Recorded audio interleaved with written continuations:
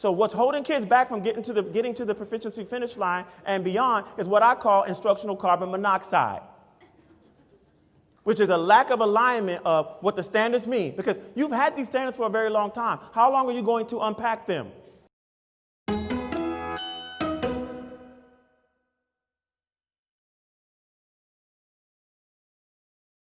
And what language lives inside of the standards, and have you calibrated on it as an organization from the classroom all the way up to the boardroom?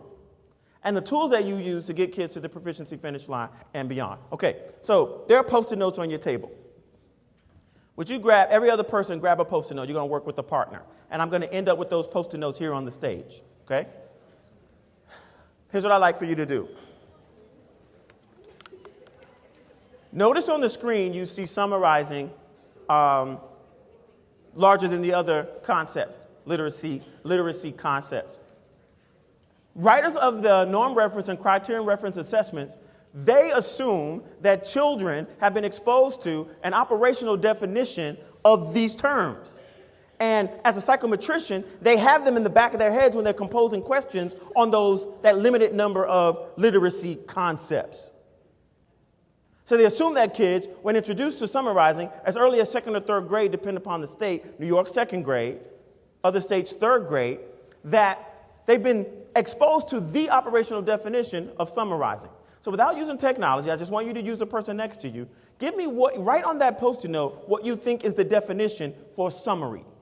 What is a summary? Write that down for me, please. A summary is a brief statement that contains the essential ideas of a longer passage.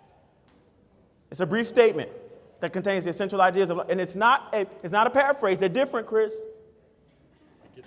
Chris said he gets that. So I'm going to read some of these. Chris is going to be correct. Richard is going to be incorrect. And Karen is going to be close, but no. Y'all ready? Here we go. All right. To demonstrate an understanding of a concept or event using concise language. Incorrect. Retelling an experience in your own words that shows that you demonstrate knowledge. It's really not always about an experience. So a little leaven the whole bunch. Because children for whom no one will come, they need access to the definition.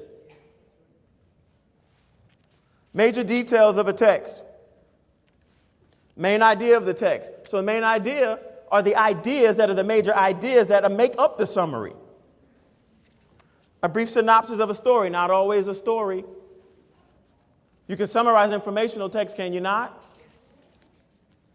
A concise account of what has occurred. Something happened? What happened? Tell me what happened. I'm poking fun of that, okay? This one is blank, incorrect.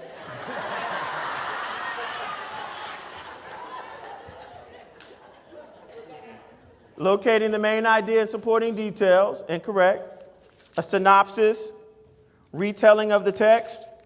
I'm going to go to the bottom here. Maybe I'll get some better luck here.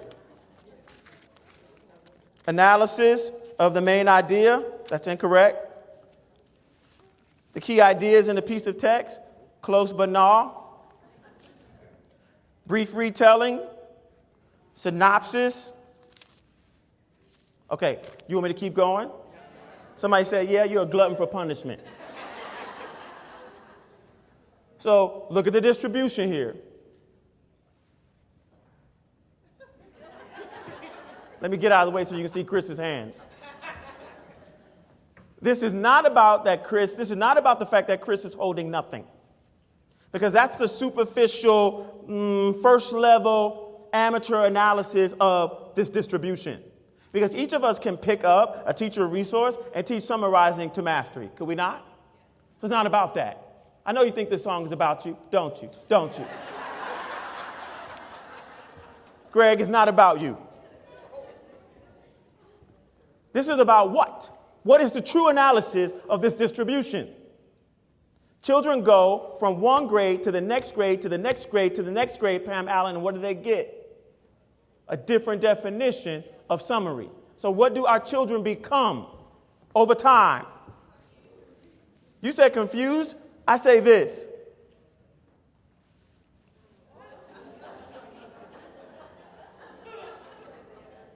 Oh, you don't believe me? They hear voices. They hear the third grade voice versus the fourth grade teacher's voice versus the fifth versus the ELA versus the social study because the summary belongs to every teacher. Teacher summarizing belongs to everybody. The art, the music, the band, the science, you name it. And so children are instructionally schizophrenic, but they don't have to be if we calibrate. Instructional due care. Calibration is instructional due care. And you need resources to help you to calibrate. Because folks tell me all over the country, y'all hold on for a second. Dr. Dickey, we don't have it, we need to do this. Oh, but a time has come where that resource has been packaged and it's ready to go to impact children. Okay? Thank you to my volunteers. I appreciate y'all.